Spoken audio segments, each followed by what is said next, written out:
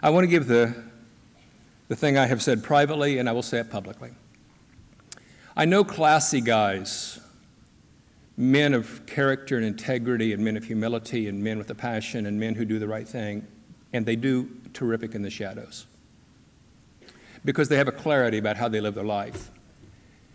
And I have watched while the drug of public acceptance and the drug of public praise and the bright lights that come with national media and that come with state media and that come with just circumstances. And I have seen those same individuals get very, very lost. You can get lost in the wilderness. I tell you, it's easier to get lost in the bright lights of a stage.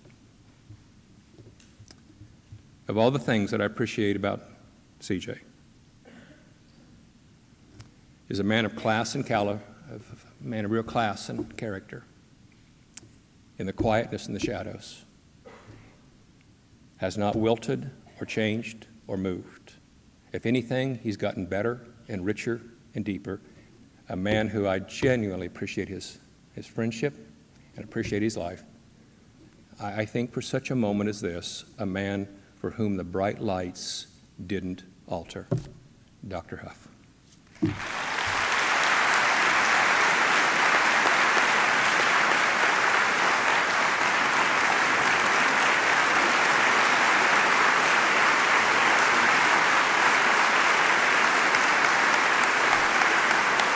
Good morning.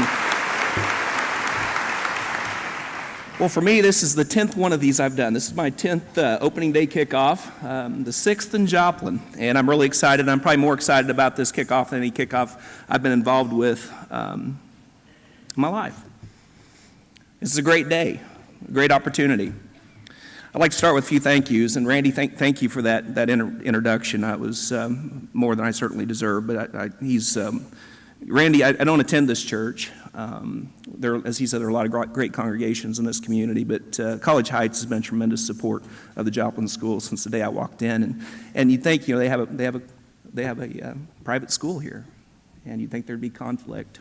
There's not. There's a relationship, and it's a meaningful relationship, and we share resources and ideas and thoughts. And we've been blessed by College Heights more ways than we can count. And I think we all know that in this room today. And I consider Randy to be one of the greatest men I've ever met. I'd also like to take the opportunity to thank my Board of Education for being here today. Appreciate you all looking good in your gray shirts, and real proud of you guys, and so appreciative of all the support you've given, and my leadership team. You guys look about as good as you can. So I've got a great team, and we've been through a lot together, and we've grown and gotten stronger together, just like the rest of us. My wife couldn't be here today. I got 2 kids that are at sleepovers. The older the kids get, the more busy they get, and the more is she. Oh, you're kidding me! There she is. I'll be darned. Okay, well, there she is. All right, my wife Jennifer and my children Savannah and Keaton are here today, and this is my daughter Savannah's 10th opening day kickoff as well. I'm sure she's excited and thrilled to be here as well. But like so many of you, I will tell you this: we're way ahead of schedule. That's great news. Thank you, Annie, for that. We have worked hard. I appreciate there was a group of you that helped plan this event. We want to be respectful of your time, and I realize I'm the only thing standing between you guys and your classrooms, and so I'm going to make my comments relatively brief. But I think that there's a message today that has to be shared, some things we have to talk about, and some celebrations and individuals that need to be recognized. Would like to start with my custodial staff, my grounds people, my skilled craft workers that are here today. Would you guys stand up for a second? Get up. You're here somewhere. There they are.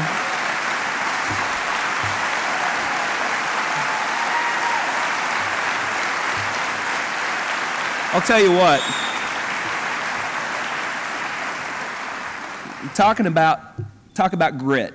Over the last, going into my 6th year, they've moved more buildings, cleaned up more messes, have been involved. In this summer, just about the time you think we can get our feet underneath us, we get all this rain. And of course, what happened a couple years ago that'll remain unmentioned. And what they've done has just been truly remarkable. And I can't thank them enough for everything they've done. Today I want to start with just giving you a brief update on kind of where things are with Operation Rising Eagle, which is the reconstruction of our schools. There's a lot of rumors out there flying, and I'm not going to say that some of them aren't true, but we do have some challenges ahead of us as we move forward. Very excited, though. We have 11 safe room projects that will be coming up out of the ground over the next few months. So all of our elementary schools will have safe rooms, and we're really excited about that for all of our children. We also have 8 elementary school renovation projects that will be underway this summer as well as next summer. Things are moving along very, very well there, and we're pleased with that. So we do have a lot of construction going on. Please be patient with us as we work through that, as we get things moving. January 6th of 2014, we're going to be moving into Irving Elementary School. Where's my Irving team at? There they are. You can go to the next slide. The Irving team got a chance to walk through their new school yesterday. And I can tell you right now, I really believe this to be true. If I'd given them all hammers and shovels, it would have been done this morning. They'd been moved into their classrooms today. They were ready to go. It was like if you've ever watched Extreme Home Makeover, they literally, I told them before they walked in, hands to your sides, stay to the right side of the hallways, behave yourselves. And as soon as they got up into the open area, they did pretty well through the hallways. But we got into those neighborhood areas, and they could see their classrooms. It was a free-for-all at that point. It was a lot of fun. I enjoyed seeing their excitement yesterday. Also on January 6th of 2014, we'll be opening up the new Soaring Heights Elementary School. It's not quite ready for show yet, but it's getting there, and as soon as it is, we'll get you guys over there so you can take a walk through that facility as well and get a feel for the space. And then also in January of 2014, we're going to open up East Middle School. Is going to be reborn again for the 3rd time. And so Far East will then become regular East, and we're excited to get you guys back in your school, and it's beautiful. I've been in it. I go in it about every week. This last week, I had an event that I had to be at, and I was in my dress clothes, my dress shoes, and trying to find a way through the mud to get inside that. I actually crawled through a window. You would have loved it. I crawled up some scaffolding and through a window to get inside that building, and then they told me the doors were open, and I was like, well, more fun to go through the scaffolding. But it looks great, and it's really exciting to see those projects come along. That's going to be a K-8 facility. Kindergarten through 8th grade is going to be in the same building. And if you haven't been out by it on 20th Street, it's quite an amazing facility, and we're really proud of that. In August 2014, 1 year from tomorrow, we will be opening up Franklin Technical Center and Joplin High School.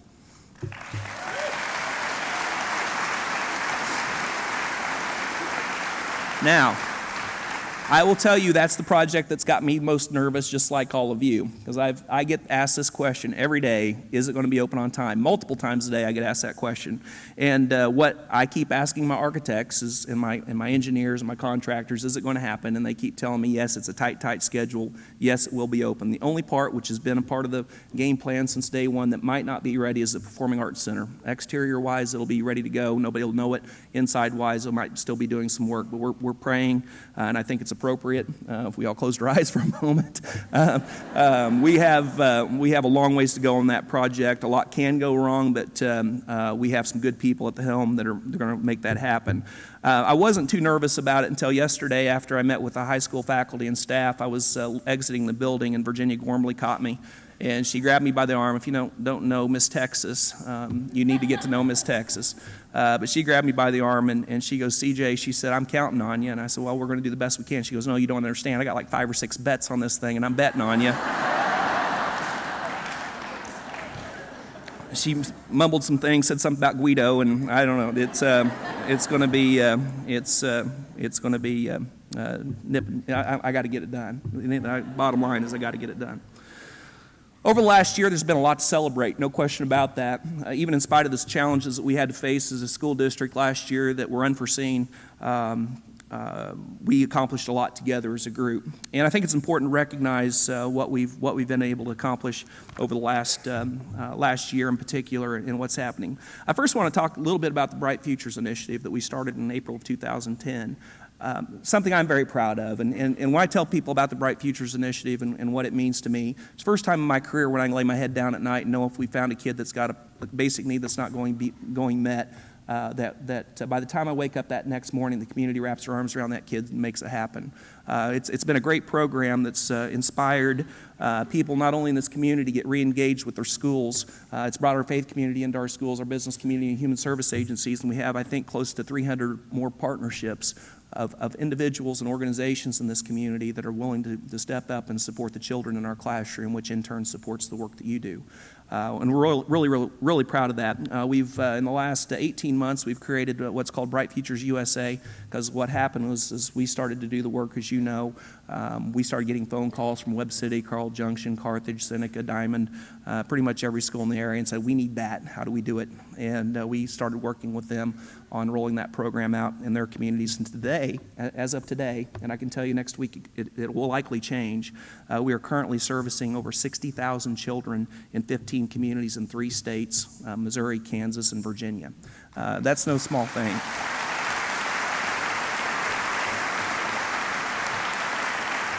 And I fully suspect by the end of this next year, this current year, by December, I wouldn't be surprised if we're in close to 20 communities in 5 states. It's pretty exciting to have taken the lead as a school district, school community, in what it really means to take care of kids, and we did that right here in Joplin. And I'm going to tell a real quick story. I tend to meet, when I talk to high school kids, it's usually over a fast food counter, me usually doing the ordering, and they're usually on the other side serving.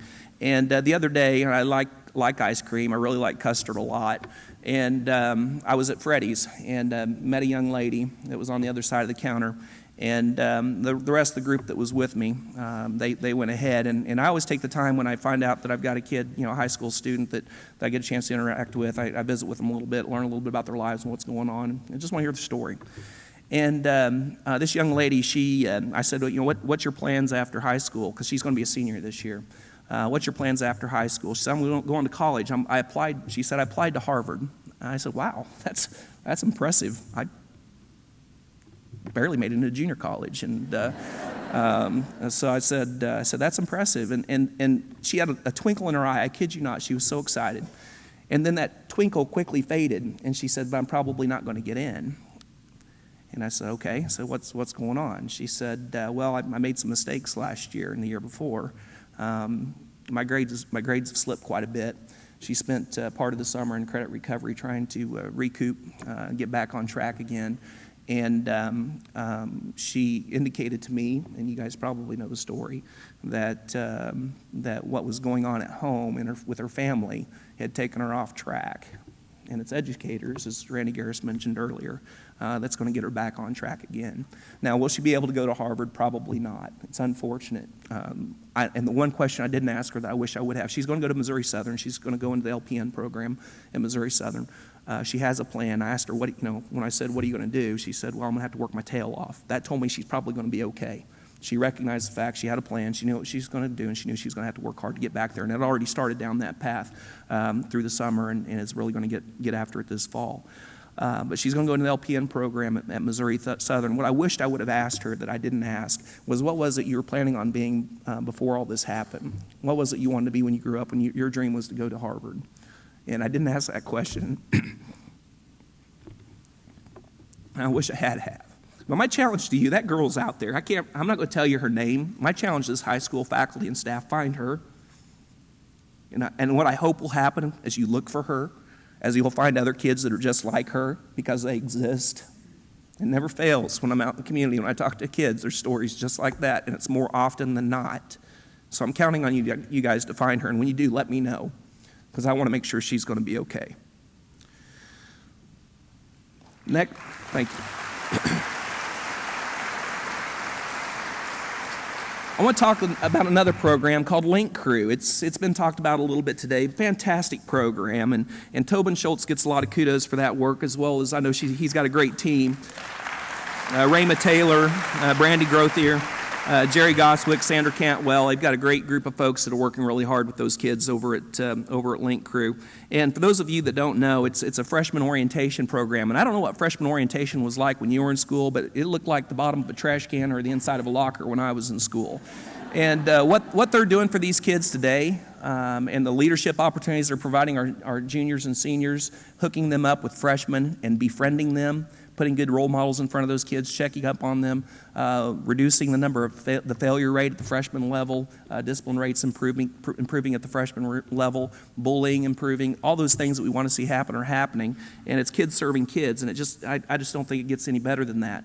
This next year, we're going to be rolling out WEB, which is Link Crew at the middle school level, and that's 8th graders mentoring 6th graders. I had the good fortune of being at North Middle School last week to visit with our bus drivers, and as I was waiting for that opportunity, I was wandering around the North Middle School, and I saw these groups of kids. They were WEB leaders and kids that were the 6th graders, and, these bug-eyed 6th graders. They were excited and high energy, and you know what 6th graders look like. They're just crazy.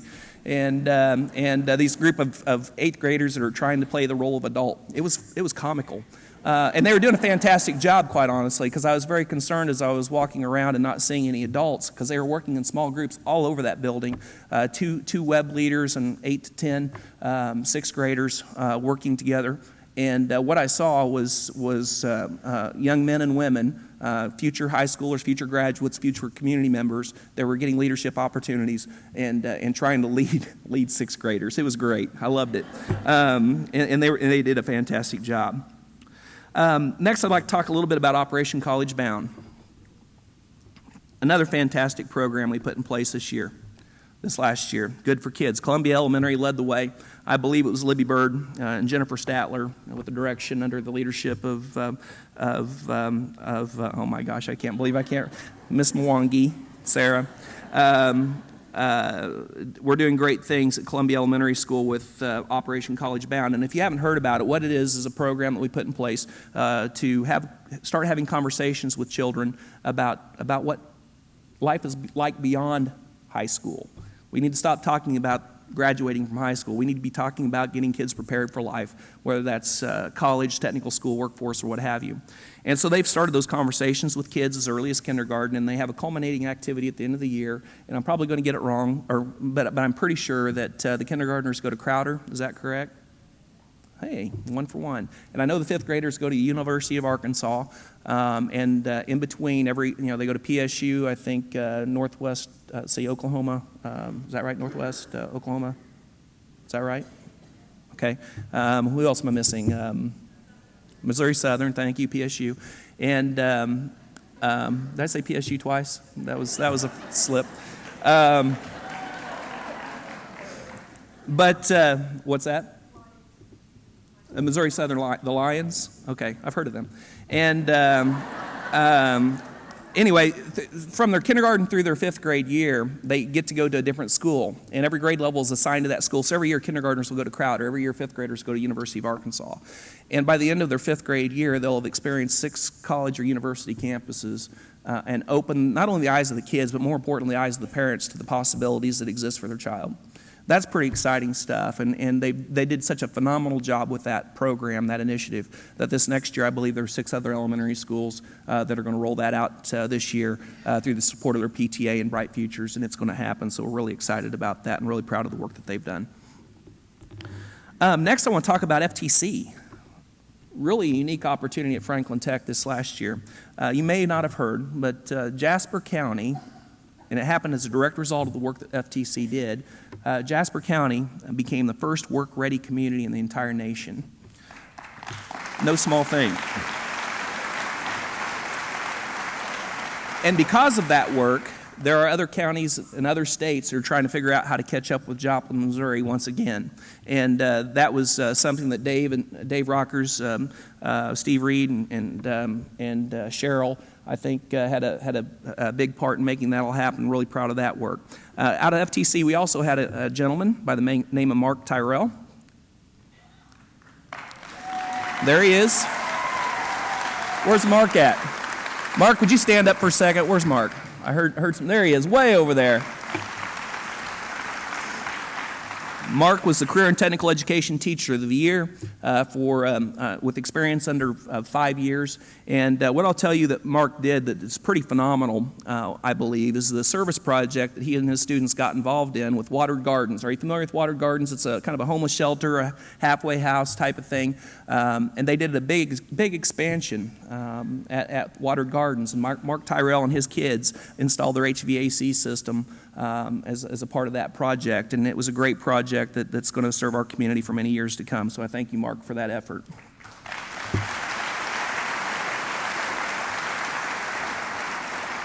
This next item we've talked about a little bit already. I know Angie touched on it. But August 8th, the other evening, I had the opportunity to have about 100 of you, I believe, that came to Holiday Inn, as well as about 100 or 150 community members that came to celebrate something we've been working hard towards for a long, long time. That's the improvement of graduation rate. And I'd go into the story about how we got from point A to point B. It's a long one, and you guys want to get to your classroom, so I won't do that. But I think what's important here, if we put, there we go, 86.8% graduation rate. It was 73.5% for the class of 2008, which is losing about 1 in every 4 kids. In 2013, we're at 86.8% and improving every day because we continue to work to save children that dropped out of school last year that we're bringing back to try to finish the year this next year. So really proud of the work of the high school folks and the counseling department and everybody that's just worked their tails off to save these kids and get them back on the right track. If you could move to the next slide and just give as you'd expect, the number of dropouts. We've cut the number of dropouts in our school district in half over the course of the last 6 years. In 2008, class of 2008 had 149 drops out of that class.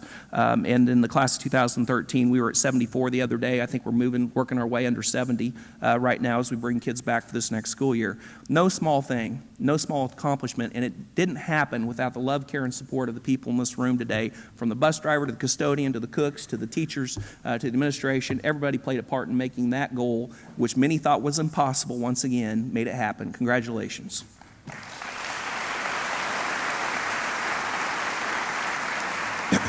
And what's really cool about that accomplishment is I got a surprise package in the mail a few days ago. It wasn't ticking and it didn't smell like kerosene, so I was really excited about that.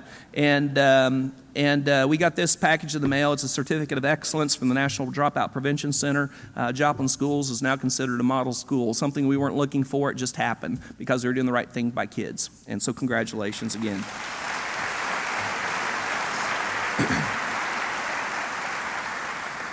Collectively and individually, we've done some amazing things, and as we move into a 21st century learning environment and a 21st century learning culture, I've been very excited about the many projects that have been happening across the district.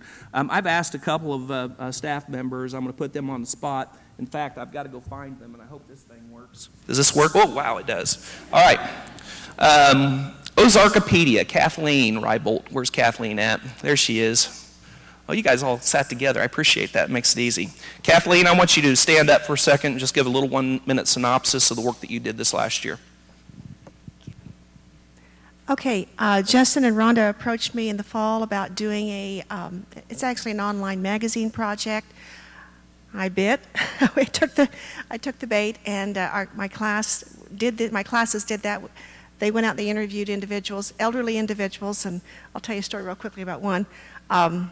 One of my students came back right after Thanksgiving break when they were supposed to do their interviewing, and she approached me and she said, "Mrs. Rybolt, you know that project we were supposed to do?" And I said, "Yeah." I thought, "Oh God, here come the excuses." She says, "Well, I was going to interview a 92-year-old lady, and we were supposed to interview Sunday afternoon. She died Sunday morning." Okay, that's a good excuse for not making your deadline here. But anyway, what the project was, they were to interview an elderly individual, something about old-timey ways, Missouri, Joplin history, anything like that. They were to come back, and then they were supposed to write that into an article form. And then we posted that onto an electronic magazine that was Ozarkopedia. And we launched that just before Christmas, and the kids were just really thrilled with it. It's quite a project, and Justin will tell you some more about it in just a minute. And I was going to ask you, so you had some help, and who was it? Okay, Justin Crawford and Rhonda Sloan and Janie Jarrett. This was a cooperative project. There's no way one person could have done this. So this was a group project, and it turned out great. Very good. Did you guys want to add anything, or are you good? Justin, tell where it went. Oh. Kathleen wants me to share where it went. Ozarkopedia has been recognized by the NCSS, National Council for Social Studies. It appeared in Edweek magazine, and there was a teacher from Columbia, South America that has reduplicated the lesson at their high school there, and as well as being accepted by ICLE as a Gold Seal lesson. So it's published. Outstanding. That's something, that's great. That didn't happen when you and I were in school. That kind of stuff didn't happen. That's awesome. Also, I want to pick on Nathan Mudick here. Nathan teaches some of our advanced classes at the high school and is involved in a really neat collaborative project. I think Chris is involved in that as well. I don't know where Chris is at, Carissa Boyer, but they've got an outstanding team over at Joplin High School, and let them tell a little bit about what they're doing. Okay, so I'd just like to first say that Carissa and I are really just two gears in this big machine, and all the stuff that we've done wouldn't be possible without the support of lots of different people like Shelley Tarter and Darren Morgan, who helped us put together iMovies to present to Mr. Whitmire from the Whitmire Foundation, who gave us the money to create this research program at Joplin High School. People like Dave Pettit, who got us some nice Yukons to get up there and back safely to present our proposals to Mr. Whitmire. But anyhow, what we've been able to do is in the science department get some equipment that really gives our kids opportunity to experience some cutting edge research opportunities. We've also, in order to honor the vision of Mr. Blanton Whitmire from the Whitmire Foundation of bringing two schools together in the name of science, we've been able to create a class that offers our students an opportunity to embark on a graduate level model research project. Some of the successes that we've had from that program, just to share a couple of them, one student of mine has submitted her work for publication in a peer-reviewed journal article or journal, and she's in the process of the editorial reviews, which is arduous at best. If you've ever been a part of that, it's quite a lengthy process. Very proud of her. Another success story, we took our students up there to present their research proposals. Carly Bessendorfer was actually one of them who did outstanding. And after we presented our research proposals to the individual who had given us the donation to create the class, his associate caught up with us later as we were touring a research facility in St. Louis and said, "Hey, you guys did such a great job. Your kids did fantastic. Mr. Whitmire wants to give you another $12,500. So it wasn't a blue ribbon at a science fair, but I was really proud of the kids.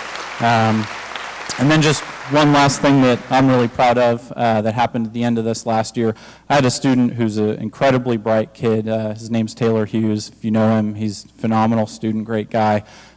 He always wanted to be a doctor, and a medical doctor, and he came up to me at the end of the school year and said, "You know, Mr. Mudick, I don't just want to be a doctor anymore. I want to get my MD, PhD so that I can not only treat patients but create new knowledge." And that was something that I was really proud of. So we're looking forward to another great year with that program. We're going to get our high school kids involved in the elementary schools. We're setting up a partnership with a classroom in Irving Elementary. We're really excited about that to get the next generation amped up about science. So thank you. Thank you. Very good. Well done. You know, the exciting thing is that as I listen about things and see things that are going on in the district, I see it system-wide. I see it in our special ed department. I see it in our elementary schools, see it in the middle schools and high schools. Innovations everywhere, and it's an exciting thing to have the opportunity to innovate. But it doesn't happen without a tremendous amount of support. And if we could go to the next slide. This is my little girl. This is Julianne. Quick story. Her name's Julianne Huff. Yeah, I didn't figure that out until I think after she was born. We were watching Dancing with the Stars one night, and I looked at my wife and said, "You're kidding me." That's where it came from. And but sure enough, but she's a sweetheart of a girl, and she was just nothing more than a bump in Jennifer's belly when we got to Joplin 5 years ago. She'll be starting school in August 2014. We already had two kindergarten teachers retire from Cecil Floyd in anticipation, I think. But I love them dearly. I hated to see them go, but she's excited and she's ready to get after it. A few weeks ago, I got a call from Jennifer, and she was on the way to take Julianne to swimming lessons for the first time, and Julianne was scared. In fact, so much so that she made the comment to Jennifer. She said, "Mommy, tell the swim instructor, swim teacher, to not let my head go underwater, okay?" Really sweet. And I felt horrible for her, and I knew she was about to face a fear, but she was going to learn how to swim. A little bit later, Jennifer texted me this video of my reluctant swimmer.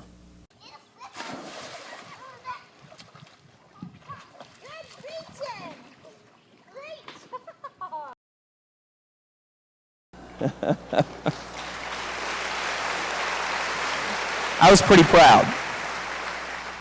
But that didn't happen by accident. She just didn't all of a sudden decide it's going to be okay to jump in the water. There were several things that were in place. What you may notice, that the swim instructor was in the water with her. Her coach was in the water. And where's Blair at? Blair Dance? Blair in here? Better be. Where's Blair at? What do you... All right. Hey, Blair. What do you think? Is she good enough for varsity? All right. Good deal. Good deal. What made the difference, I believe, is number one, the swim instructor was in the water with her. She was there. She wasn't up on the diving board pushing her off. She wasn't throwing her in. She wasn't hauling her at her from the side. She was actually in the water with her. The other thing that I think you notice is that if the video had played a little bit longer, once she jumped in, the instructor started giving her strategies. She was saying, keep reaching, reach.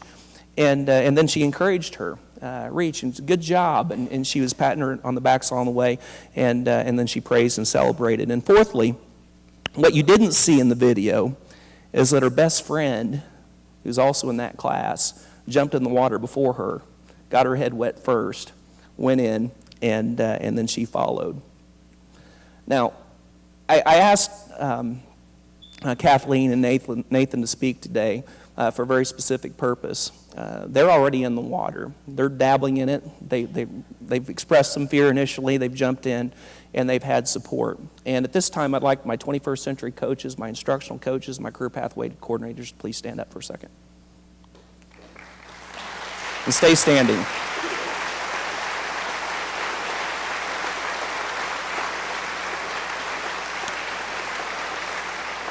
Folks, these are good people.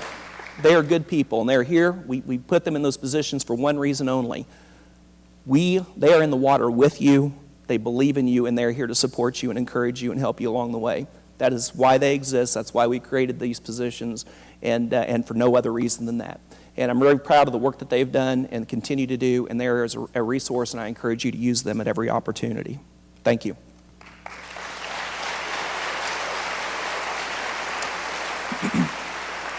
So as we look ahead, and I wrap up my comments for today, let's not, number one, forget who we are and what we're made of. We are Joplin, and for those of you that are new to the district, you need to know something. You will not find a tougher, more compassionate group of people on this planet. Even people like Mac. Where's Mac at? There he is. He gives me a hard time at every opportunity. I love Mac. I respect Mac, just like I do every other person in this room. Let's not forget to take care of one another as we take care of our children. If there's one thing I've learned over the last 2 years, we can't take care of children if we, the adults, aren't okay. There are people in this room today that are going through a lot. I know for a fact that we have some new parents in the room today that have had babies within the last week and a half, and we've got some tired dads and moms in this room today. They're not getting much sleep. We also have folks that may be struggling with illness. Maybe they're coping with the loss of a loved one. I think it's important that we stay in tune with what's going on in the lives of one another, support each other, your school family, as we continue on this journey together. Let's not forget to rise above. Without question, some of Joplin's most exciting times lie ahead. With that comes tough decisions and controversy. We are the Joplin schools, and during those times, the community is going to once again be looking to us for leadership. We have been a leader in this recovery effort since day one. And so long as we stay the course, we will bring this community along with us. Lastly, let's not forget our noble purpose. We have defied the odds. What we have done together has inspired people from across the country and around the world. This winter, as scheduled, we will move into 3 new schools. 1 year from tomorrow, our Eagles come home as we move into America's High School, Joplin High, and Franklin Tech. I call it America's High School for 2 reasons. First, America has invested her time, talent, and treasure in the work we have done and continue to do. She's going to be here to see if we were worth the investment. I can promise you that. Second, they are coming to witness with their own eyes if we meant it when we announced to the world that we were going to take this horrible tragedy and create something better for our children. We do not exist to teach children how to do school well. We know we exist to teach children how to do life well. And the people in the room are going to make that happen. And when those folks come, and they will, they are going to see just that. We have 12 months from tomorrow. And there is no doubt in my mind that in 12 months, we are going to make them believers. For there is no school system in this country who loves our children more deeply or believes wholeheartedly in the ability of its educators than the Joplin schools. Your community believes in you. Your Board of Education believes in you. Folks, I believe in you. It's that time of year again. The kids will be arriving in less than 48 hours. It's our time. Let's get to work. Have a fantastic school year. Thank you, and God bless. Thank you.